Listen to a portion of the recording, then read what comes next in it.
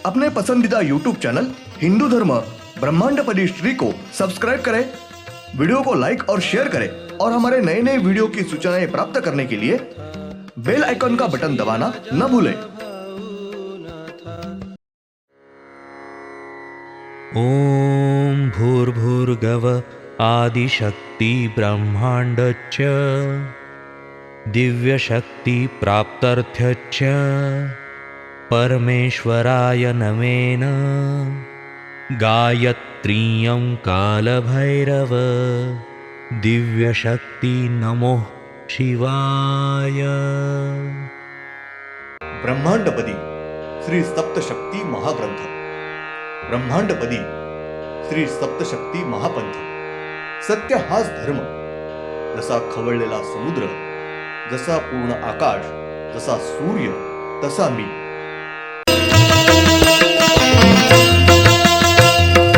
आरती सप्रेम मस्को बाना था, जय जय श्री राजा भाऊनाथा। शिवोहम पिछले यानी भाग 362 में हमने देखा ग्रह काल के मध्यम से धीरे धीरे क्रमवार ये ब्रह्मांड नष्ट कर रहे हैं और आखिर का काल यानी 17वें काल के आखिर में संपूर्ण ब्रह्मांड ये नष्ट हो गया होगा, हुआ है। श्री अदृश्य रूपी शक्ति के दिव्य ज्योति ने स्त्री मानव रूप लिया है। उनका कमर से ऊपर का संपूर्ण आधा शरीर ये स्त्री मानव शरीर है और कमर से नीचे का संपूर्ण आधा शरीर भाग ये बाघमादी प्राणी, इस प्राणी का शरीर है। अब भाग 363। श्री अदृश्य रूपी शक्ति, इनका चेहरा ये गोल है। अपने जैसे उनके चेहरे के माथे पर बीच में गोल आकार की बड़ी ऐसी एक ही आँख है। उस आँख के नीचे और ऊपर भौवे और पलके हैं। उनकी आंखें ये भूरे रंग का है और उनकी नजर ये चालाक और करारी है। उनके माथे के ऊपर के आँख के नीचे अपने जैसा नाक है। उनका नाक ये हाथी के सूंड जैसा ही उनका नाक यानी हाथी की सूंड है। सूंड के नीचे हाथी को जैसा मुख होता है वैसा हाथी जैसा उनका मुख है। हाथी के ओठ जैसा उनका ओठ है। उनके मुख के अंदर अपने जैसे ही दांत है और अपने जैसे ही जुबान है। हाथी के मुख के तरह उनके सूंड के बाजू से दांत के दो बड़े सुलके बाहर आए हैं।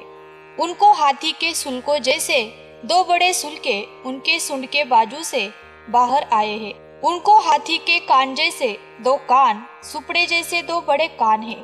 वो अपने जैसे ही बात करते हैं। श्री अदृश्य रूपी शक्ति, उनके माथे के ऊपर श्री को जैसे बड़े बाल होते हैं वैसे उनके माथे के ऊपर बड़े बाल है। वो बाल पीठ पीछे से कमर तक नीचे आए हुए हैं और उनके केशों की जटा नहीं हुई है। तो माथे के ऊपर सब बाल ये सुलझे हुए पीठ पर छोड़े गए हैं। श्री अदृश्य रूपी शक्ति, इनके शरीर के ऊपर गर्दन नहीं है तो कंधे पर ही सीधा उनका चेहरा है। उनके छाती के ऊपर श्री के दो बाहु है। उनके पेट के नीचे अपने जैसे ही गोल आकार की लेकिन करीब करीब दो नाभि है। उनको अपने जैसे दो हाथ है। उनके दाएं हाथ के तलवों को अपने जैसे ही 5 उंगलियां है और उंगलियों के नाखून ये तलवार जैसे बड़े हैं। उनके बाएं बाजू को एक हाथ है। उस हाथ के तलवों को उंगलियां नहीं है तो बाघ के नाखून जैसे ही 5 बड़े नाखून हैं और वो नाखून भी तलवार जैसे ही बड़े हैं। उनके सिर्फ दाएं बाजू के हाथ में एक ही स्वयंभू शस्त्र है। उनके बाएं हाथ में शस्त्र नहीं है। श्री अदृश्य रूपी शक्ति, इनके कमर से शरीर का निचला भाग ये संपूर्ण मादी बाघ प्राणी इनका शरीर है। वो अपने जैसे ही दो पैर पर खड़े रहकर चलते हैं। उनके पीठ के ऊपर बांझ पंछी के पंख जैसे ही दो बड़े पंख है। वो बांझ पंछी के दोनों पंख से उड़ते हैं। वो शरीर की ऊंचाई ये बहुत ही बड़ी है।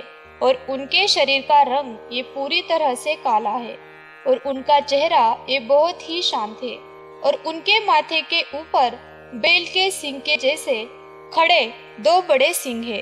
श्री अदृश्य रूपी शक्ति इनके दाएं हाथ में सिर्फ एक ही स्वयंभू श्री सुदर्शन चक्र यह शस्त्र है, उसके सिवा उनके पास दूसरा कौन सा भी शस्त्र नहीं है। श्री सुदर्शन चक्र ये एक ही शस्त्र से वो सर्वनाश कर रहे हैं। श्री बांज पंछी ये उनका वाहन है। तारीख 10 अगस्त 99 मंगलवार।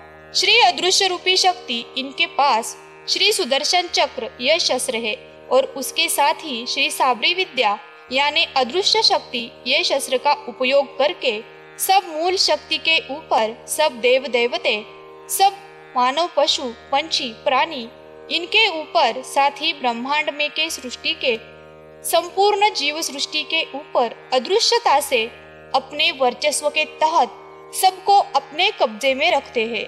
श्री अदृश्य रूपी शक्ति ये अपने दिव्य शक्ति द्वारा अचानक से कुछ भी कौन सी भी घटना घटवा के लेते हैं। दुर्घटना, ज्वालामुखी, भूकंप, महायुद्ध, युद्ध, महाप्रलय, चक्रवात वगैरह कुछ भी बड़ी बड़ी घटना ये अचानक से घटवा के लेते हैं। ये अचानक से घटवा के लेते हैं और सर्वनाश विनाश कर रहे हैं। उसके साथ ही ब्रह्मांड में अचानक से एकदम ही नए नए महाभयंकर रोग जंतु निर्माण करते, वातावरण में सर्वत्र महामारी रोग जंत फैलाते हैं। उसके साथ श्री मूल शक्ति इन्होंने ब्रह्मांड में के संपूर्ण वातावरण में शुरुआत को ही जो महाभयंकर रोग जंतु निर्माण करके रखे हैं, उस महाभयंकर ये ऐसे रोग जंतु इनका अचानक से अदृश्य रूप में उनका कार्य ये शुरू करते हैं और बड़े पैमाने पे जीवित हानि ये घटवा के लेते हैं। अचानक से महाभयंकर नए रोग निर्माण कर रहे हैं। ये सब उनके पास है, ऐसे अदृश्य शक्ति द्वारा करते हैं। उनके पास ये शक्ति के द्वारा ही खेत में की फसल जल जाना, जानवरों को अचानक महामारी होकर जानवर मर जाना, फसल जल जाना, नष्ट करना, जलकर नष्ट होना, खेती की जमीन ये दूषित करना, उस जमीन में फसल का न उगना, फसल जल जाना, उनके ऊपर और फलों के ऊपर रोग फैलाना, उन फलों के अंदर रोगजंत अचानक निर्माण करके जीवित हानि, पशु, पंछी, प्राणी उनकी जीवित हानि घटवा के लेकर खेत में के कुएं का पानी अचानक से दूसरे तरफ मोड़ना, बोवड़ी सूखी होना, अचानक अकाल गिरना, अदृश्य रूप से महंगाई, भ्रष्टाचार, लोक संख्या बढ़ाना वगैरह सर्वनाश करने वाले कार्य वो श्री साबरी विद्या यानी उनके अदृश्य रूप में शक्ति करते हैं। श्री साबरी विद्या ये शस्त्र यानी अदृश्य रूप में कार्य करने, इसको ही श्री साबरी विद्या ऐसे कहते हैं। श्री साबरी विद्या और अदृश्य शक्ति ये दोनों भी एक ही है, यानी ये दोनों भी शस्त्र ये एक ही है। श्री मूल प्रमुख अदृश्य रूप के शक्ति इनके पास उसके सिवा और दूसरा कौन सा भी शस्त्र नहीं है। उसका और एक महत्व का कार्य यानी ये ब्रह्मांड की संपूर्ण निर्मित होने के बाद उनकी अदृश्य ऐसी शक्ति द्वारा उन्होंने अदृश्य रूप में हर दिन ब्रह्मांड में के हर एक चंद्र इनका थोड़ा थोड़ा कण कण से अपना तेज प्रखरता बढ़ाने को शुरुआत की है। चंद्र की शक्ति ताकत बढ़ाना शुरुआत किया है। उसके वजह से ब्रह्मांड में के हर एक पृथ्वी के ऊपर के मानव, हर एक मानव की बुद्धि ये तेज प्रखर होने लगा था और उसकी बुद्धि ये तेज प्रखर तेजस्वी हो रही है।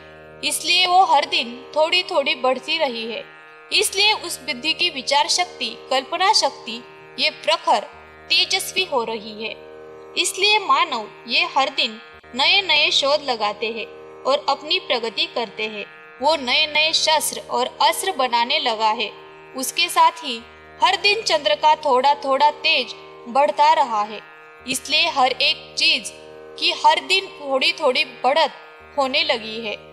हर दिन थोड़ी थोड़ी महंगाई बढ़ रही है, लोक संख्या बढ़ने लगी है, बड़े पैमाने पे वृक्ष कटाई होने लगी है और चंद्र का तेज ये हर दिन बढ़ने ही लगा है। उस वक्त मानव की बुद्धि, चालसाजी, चालाकी ये सब हर दिन थोड़ी थोड़ी बढ़ने ही लगी है।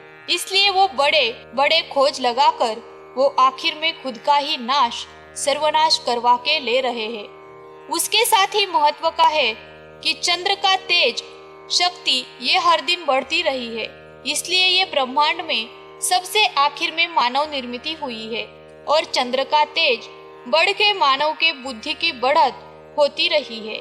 इसलिए ही सबसे पहले मानव ये नष्ट होने वाला है। प्रगति वहाँ अधोगति है। ब्रह्मांड में के हर एक चंद्र का हर दिन थोड़ा थोड़ा तेज यानी गर्मी ये बढ़ती रही है।